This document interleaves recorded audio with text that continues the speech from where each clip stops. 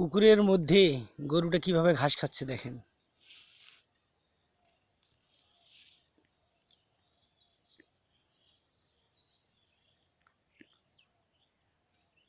দেখেন গরুটা কিভাবে ঘাস খাচ্ছে পুকুরের একেবারেই গভীর